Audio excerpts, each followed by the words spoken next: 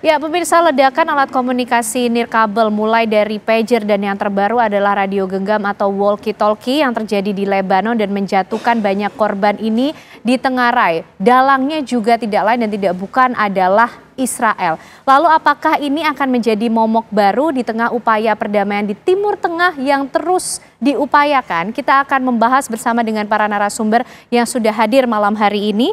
Bersama saya ada Mas Faisal Assegaf, pengamat Timur Tengah. Mas Faisal, Assalamualaikum, sehat ya Mas? Waalaikumsalam, sehat. Ya, dan juga bergabung melalui sambungan Zoom ada Pak Yuda Nugraha, Direktur Pelindungan WNI Kementerian Luar Negeri. Selamat malam Pak Yuda. Selamat malam Mbak Kendana, selamat malam Mas Faisal. Ya, selamat malam Pak Yuda. Ya, Mas Faisal, ini kemudian sekarang menggunakan serangan lewat pager ataupun juga walkie-talkie yang terbaru.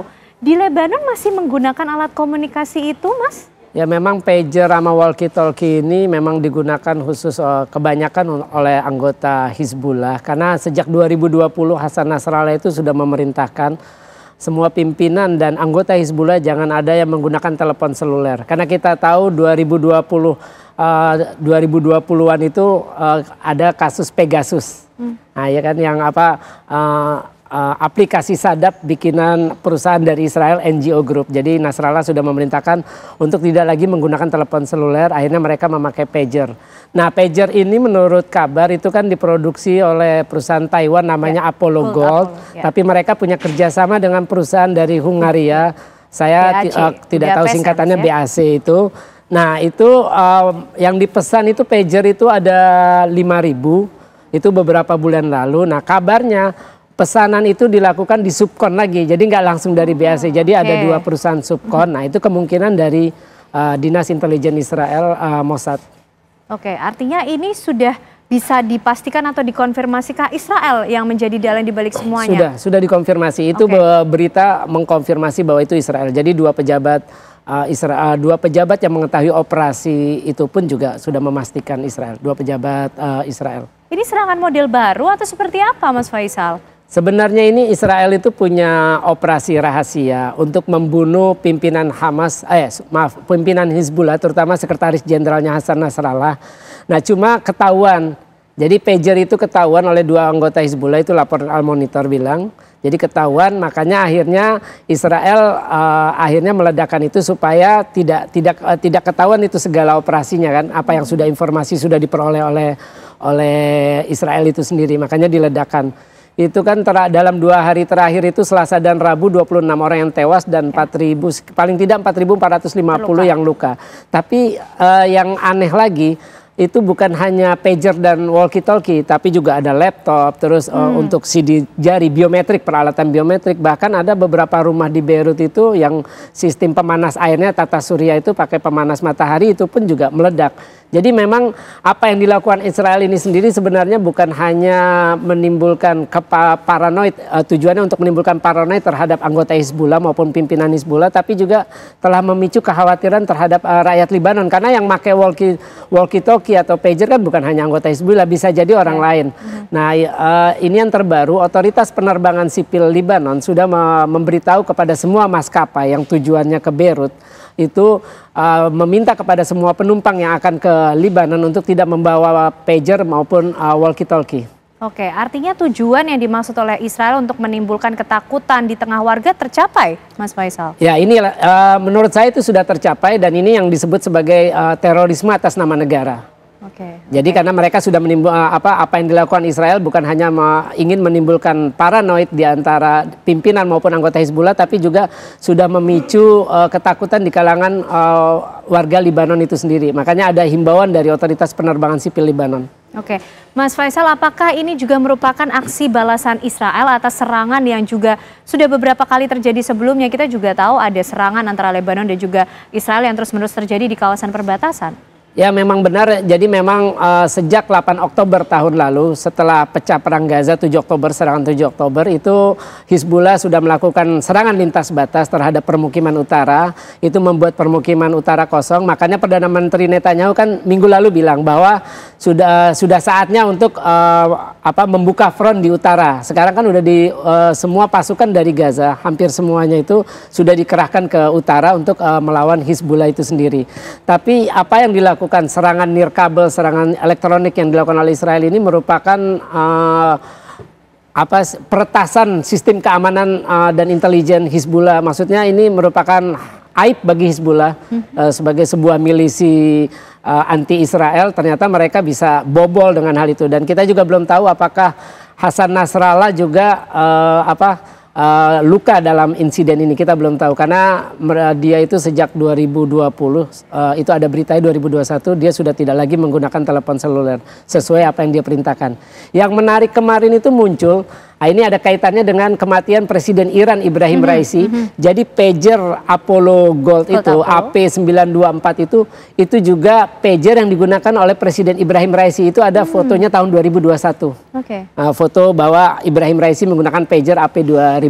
Makanya kan kematiannya Presiden Iran Ibrahim Raisi 28 Mei lalu itu kan ketika helikopter jatuh kan itu memunculkan kontroversi dan spekulasi. Berarti kemungkinan meledak di pesawat begitu Mas, di tengah informasinya karena cuaca buruk kemudian terjadi peristiwa itu kurang tahu, tapi sudah muncul foto bahwa pagernya mendiang Ibrahim Raisi tahun 2021 adalah pager yang sama dengan pager yang digunakan oleh para anggota dan pimpinan Hizbullah yang meledak Selasa kemarin.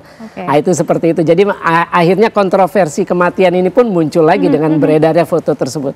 Oke, kita nanti juga ingin tahu bagaimana kemudian lapis keamanan yang digunakan sehingga Israel kok bisa terus menembus ini. Tapi Pak Yuda, kalau bicara soal data korban, sejauh ini yang dimiliki oleh Kementerian Luar Negeri yang tentunya berkaitan dengan warga negara Indonesia seperti apa Pak Yuda? Ya, terima kasih Mbak Ken. Pada hari ini Menteri Kesehatan Lebanon telah menyampaikan pernyataan mengenai jumlah korban. Ada 3.200 korban luka-luka, 32 tewas, dan ada 300 yang kritis. KBRI Beirut pada saat kejadian, yaitu tanggal 17 dan 18 sore hari, kan ada 2 kali ledakan, segera menghubungi warga negara kita. Kita sudah memiliki WA Group dengan seluruh WNI kita yang ada di sana, dan tidak ada warga negara kita yang menjadi korban, semuanya dalam keadaan aman dan selamat. Oke, sebelum lebih lanjut kita ingin tahu bagaimana kondisi warga negara kita di sana, tapi bagaimana kemudian sikap Kementerian Luar Negeri Republik Indonesia sendiri Pak Yuda atas ledakan yang terjadi berturut-turut 17 dan 18 September ini di Lebanon? Ya, segera dengan kejadian tanggal 17, KBRI Beirut telah menyampaikan memperbarui imbauannya. Ya, meminta kepada warga negara kita untuk meningkatkan kewaspadaan, ya, dan kemudian menghindari bepergian yang non-esensial, dan kemudian tentunya mengikuti arahan yang sudah disampaikan oleh KBRI Beirut. Oke, ada berapa banyak Pak Yuda warga negara Indonesia yang berada di lokasi?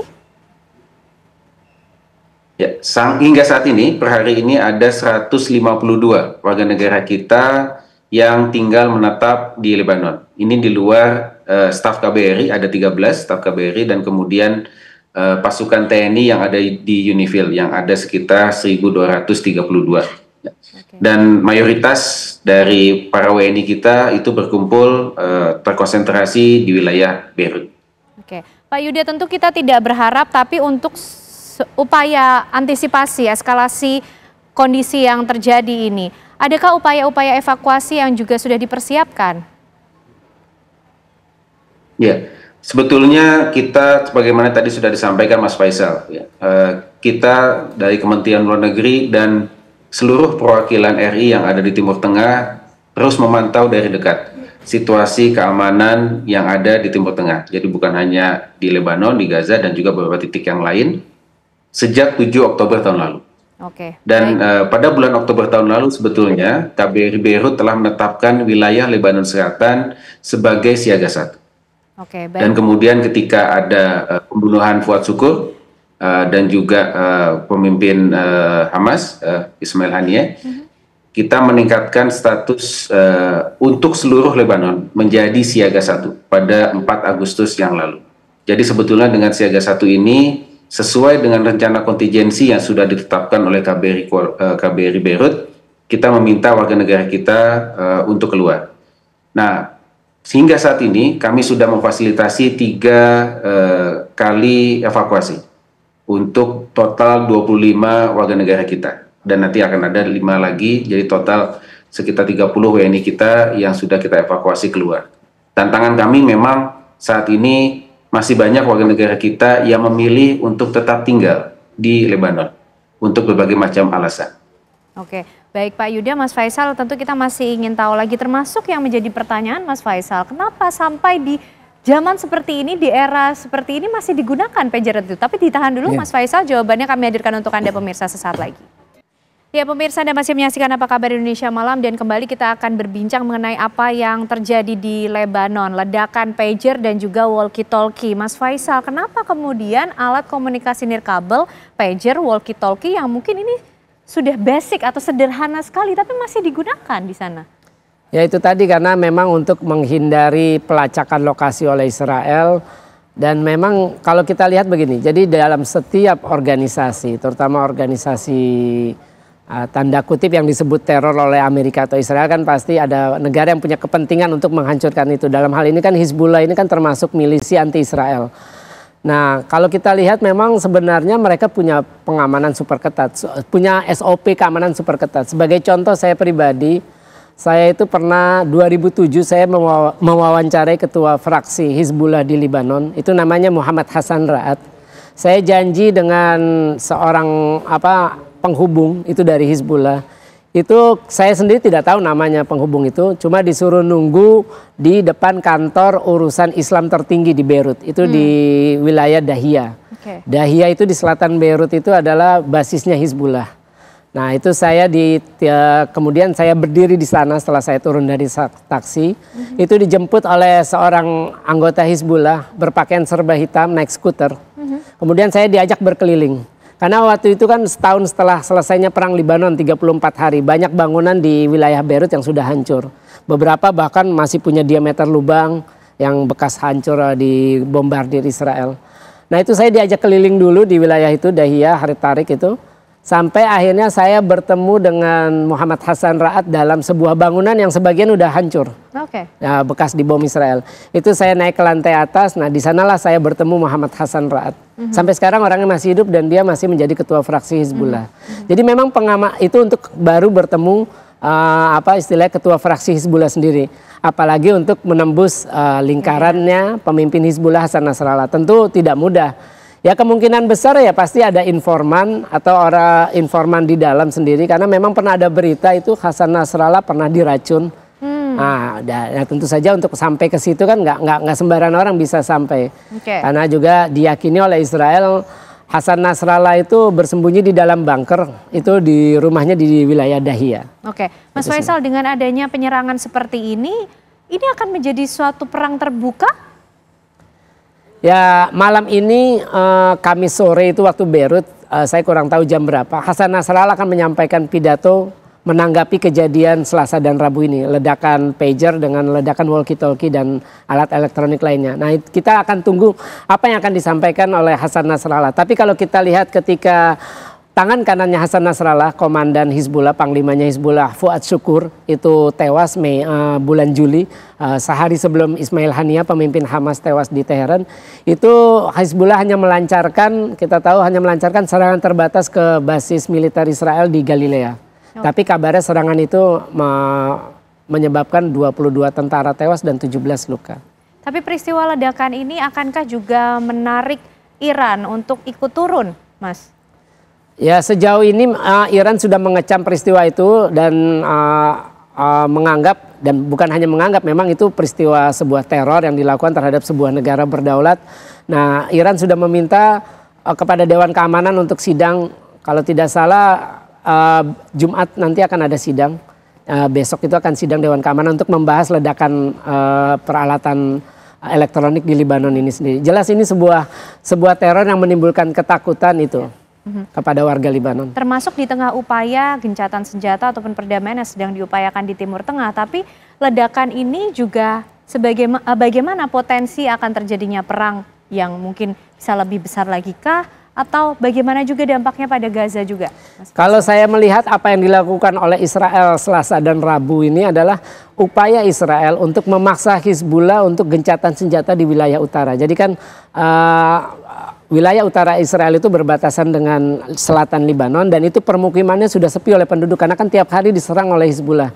Nah ini saya melihat apa yang dilakukan serangan terhadap peralatan nirkabel ini sendiri adalah upaya Israel untuk menekan Hizbullah untuk berdamai dengan Israel tanpa mempedulikan apakah perang di Gaza berhenti atau tidak. Itu sih yang saya lihat dari 2 hari serangan ini sendiri. Jadi kan Hizbullah selama ini sejak 8 Oktober menyerang lintas batas Israel itu sebagai rasa solidaritas terhadap Gaza. Artinya selama perang Gaza masih berlangsung, milisi Hizbullah, terus Al-Husyun di Yaman, Kataib Hizbullah di Irak, kemudian juga di Suriah, itu mereka akan terus menyerang Israel sebagai bentuk solidaritas terhadap Palestina. Tapi kan yang paling dekat ini kan adalah Hizbullah yang berbatasan darat langsung dan sudah menimbulkan ketakutan bagi warga Israel di wilayah utara. Itulah kalau saya melihat apa yang dilakukan oleh Israel dengan meledakan pager dengan walkie-talkie untuk memaksa Hizbullah berdamai. Kalau tidak ya akan lebih ininya istilahnya resiko yang lebih berat akan diterima oleh Hizbullah dari Israel. Pak Yuda, 2 peristiwa ledakan besar di tanggal 17 dan 18 ini nampaknya juga akan memicu respon dari dunia. Dan bagaimana sikap Indonesia sendiri atas peristiwa ini? Ya, tentunya kita sangat memprihatinkan serangan ini tentunya, dan dalam konteks pelindungan warga negara Indonesia, kita terus meminta kepada warga negara kita yang masih ada di sana, 152 WNI kita, untuk bisa meninggalkan wilayah Lebanon. Ya. Karena sejak kita menetapkan siaga 1 pada tanggal 4 Agustus yang lalu, kita sudah meminta. Karena penetapan siaga 1 itu berdasarkan asesmen kita bahwa kemungkinan terjadinya eskalasi di wilayah Lebanon dan timbulnya pecah perang terbuka yang sangat luas itu dapat terjadi sangat besar. Untuk itu kita meminta warga negara kita untuk bisa keluar. Jangan menunggu hingga pecah perang terbuka yang sangat luas dan bahkan sampai ke Beirut. Ya. Kalau kita belajar dari perang besar antara Lebanon dan Israel pada tahun 2006, yang disasar pertama kali adalah Bandara Rafiq Hariri. Jadi ketika bandara itu sudah hancur, tidak ada opsi nanti bagi warga negara kita untuk bisa keluar di sana. Dan tentunya akan lebih sulit ya kalau melalui jalan darat menuju ke Damaskus atau ke Suriah. Oke, baik, itu himbauan-himbauan penting yang perlu diketahui oleh warga negara Indonesia kita di sana, dan harapannya tentu warga negara Indonesia tetap dalam kondisi aman, dan harapan terbesar lagi perdamaian di Timur Tengah ini bisa segera tercipta. Terima kasih Pak Yuda Nugraha, Mas Faisal Assegaf, terima kasih juga sudah bergabung malam hari ini di Apa Kabar Indonesia Malam.